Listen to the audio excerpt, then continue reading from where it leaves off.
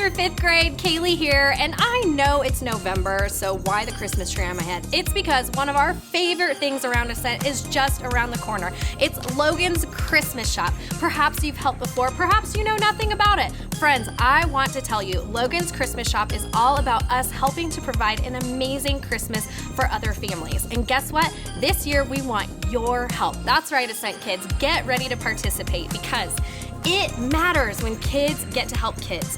Think about Christmas morning. One of the most fun things is to be able to open Christmas gifts. And we want other kids to experience that who maybe otherwise wouldn't get to. So this year, if we work as a team, I believe that we can raise enough money to provide Christmas gifts for a lot of kids. Wouldn't that be amazing? All right, friends, so here's what we're gonna do. For the next 5 weeks, we want you to bring in change. Maybe you have a few dollars from your allowance that you could spare. Maybe your parents are willing to help. Maybe you could go diving in those couch cushions, whatever. Bring in your quarters, your dollar bills, whatever.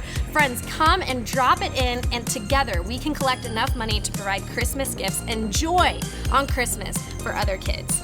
All right, friends. Now, before we get to our Bible story today, we've got a whole new month. We're talking about courage. Before we get to that, we're going to hear from my friend Tan, and then we'll stand up and worship together.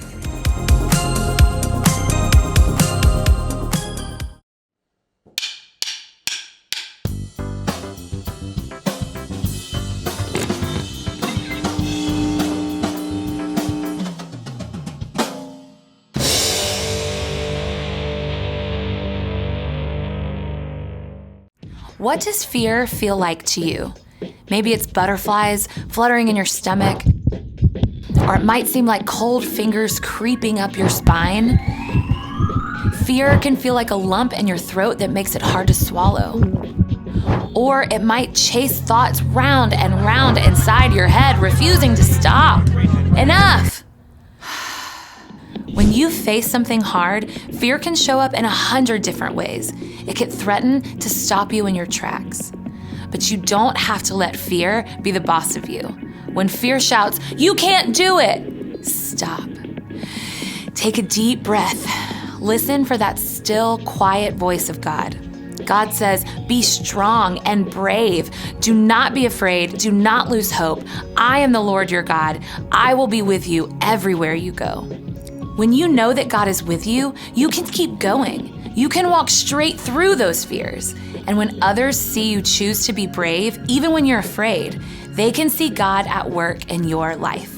That's why courage is an amazing way to worship God with your life. Because worship is about more than just singing loud, it's all about living loud.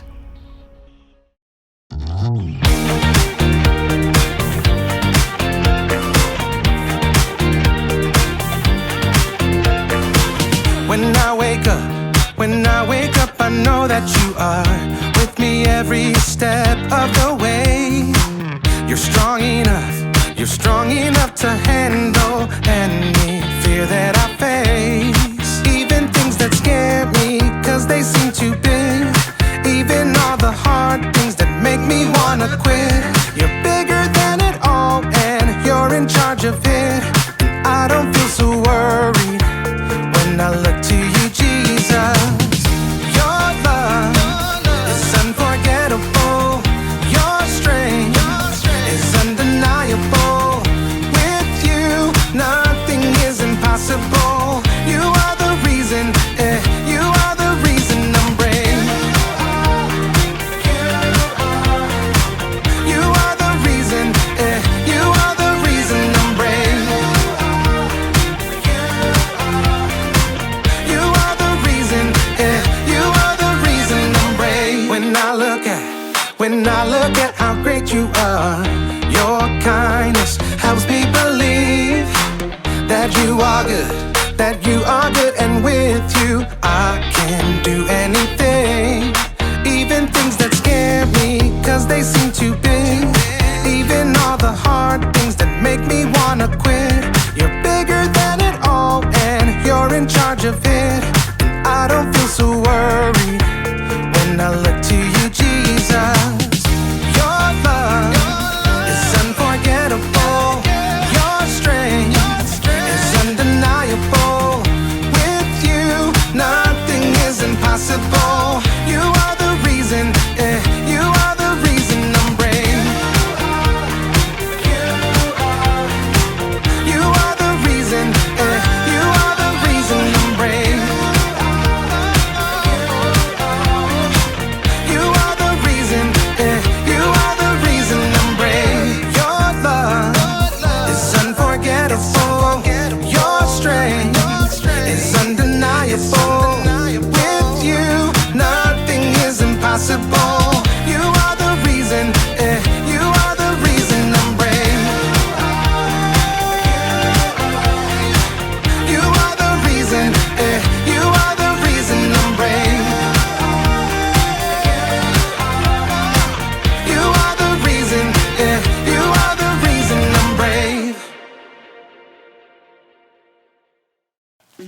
Welcome to Story Lab. This week we're talking about courage, while we take a look at the story of some spies who had a split decision on their mission report.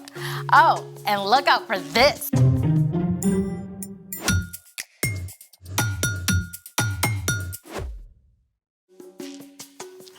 Hey, I'm Amaya. And I'm Zeke. And we're talking about courage, which is being brave enough to do what you should, even when you're afraid. So, let me get this straight. Fear is where courage starts? Yep. I could be a courage champion. What are you afraid of? Okay, super weird, but there's this bedpost in my aunt's guest room I'm kinda scared of walking past. Okay, I mean, people are afraid of all kinds of things. I looked up some of the top fears. Like what? Number 5, fear of getting laughed at. Ooh. Number 4, fear of thunder and lightning. Number 3, fear of big dogs. Number 2, fear of heights. And number 1, fear of snakes and spiders. Now my heart's pounding. I know, right? When fear shows up, it can actually take over your body. Fear really does go straight for the control system. When you face a fear, your brain alerts your nervous system, which triggers the release of stress hormones like cortisol and adrenaline. This causes your blood pressure, heart rate, and breathing to increase. More blood flows to your limbs so you can throw a punch or run for your life. And some parts of your brain are so busy amping up your body that the thinking part of your brain can shut down. Wow. No wonder we make such terrible decisions when we're afraid. Yep, but there are things that we can do to face our fear. Like we can breathe deeply and slowly. And we can also ask questions about our fears. Like, what do I really think that bedpost is gonna do to me? Exactly. Oh, great job holding up the bed. You can even plan baby steps to face your fear, a little bit at a time. Hey, what are you afraid of? Crickets. What? Yeah. What's in the box? A cricket? Oh, this is great. You can face your fear right here. Yeah. Okay, just gonna lift the box up really slowly. And then I'm just gonna open it really slowly. Maybe after the story. Well, okay, it's time for... The story before the story. Today, we're in the 4th book of the Old Testament, Numbers. God promised to bless the whole world through Abraham's family, the Israelites, and give them a home in the land of Canaan. God delivered them from slavery in Egypt, leading them through the Red Sea. In the desert, God showed deep love by giving the Israelites food and water. God also gave them rules to show them how to love God and love others. At last, God led the people to the very edge of Canaan, the Promised Land. And that's where our story starts. Let's go! Hey everyone! Hi, Brian. Okay, so about 2 years after crossing the Red Sea, the Israelites had finally made it to the very edge of Canaan, the land that God promised to Abraham, Isaac, and Jacob. God told their leader Moses, "Send some men to check out the land of Canaan. I am giving it to the Israelites. Send one leader from each of Israel's tribes." So Moses called a leader from each of the 12 tribes. Shammua, Shaphat, Caleb, Igal, Joshua, Palti, Gadiel, Gadi, Amiel, Sethur, Nabi, and Jewel. So once the gang was all together, Moses laid out a super secret spy mission for these guys. I want you to see what Canaan is like. Are there a lot of people or just a few? Are they strong or weak? Do their towns have high walls?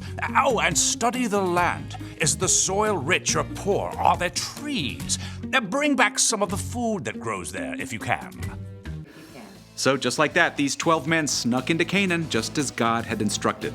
Now, for about 6 weeks, they traveled the length of the country and saw the places where Abraham and his family had lived hundreds of years before. On their return journey, the spies cut a bunch of grapes so ginormous it had to be carried on a pole between 2 men. You can bet that when they showed up in the Israelite camp at the end of 40 days, it made a pretty big stir. At first, the spies gave a glowing report. Canaan is super awesome! The land is filled with so many good things. It's practically flowing with milk and honey. Yeah, check out these grapes. But we can never go there. The people who live there are powerful. Their cities have high walls. The people are like giants! Even though the spies had seen many good things, they were stuck on their fears. Only Joshua and Caleb were brave enough to speak up. We should go up and take the land. We can certainly do it. No way. They're stronger than we are. They're so ginormous that we look like crickets to them. The Israelites chose to listen to fear. They went into complete panic mode, convinced they would be destroyed. They even begged to go back to Egypt. Joshua and Caleb tried to speak to them. The land is very good. If the Lord is pleased with us, He'll lead us there. He will give it to us. But we've got to obey Him. Yeah, don't be afraid of the people in the land. The Lord is with us. Instead of listening to Joshua and Caleb, the Israelites talked about killing them. But in the midst of all this chaos, the glory of God appeared at the tent of meeting. God spoke to Moses. How long will they refuse to believe in me? Moses begged God to have mercy on the Israelites. Lord, your love is great. Forgive the sin of these people, just as you've done so many times already. I have forgiven them, just as you asked. But not one of these people will see the land I promised to give them. But my servant Caleb has a different spirit. He follows me with his whole heart, so I will bring him into the land. Joshua was also allowed to enter the land. God did forgive the Israelites for turning away again, but there were big consequences. Instead of forging ahead into Canaan, the Israelites ended up wandering and stuck in the wilderness for almost 40 years. Now, by that time, only Joshua and Caleb were still living to lead the new generation, their children, into Canaan. And fast forward, they did. At the end of 40 years, Joshua led the Israelites into the promised land. And right away, they came up to the walled city of Jericho.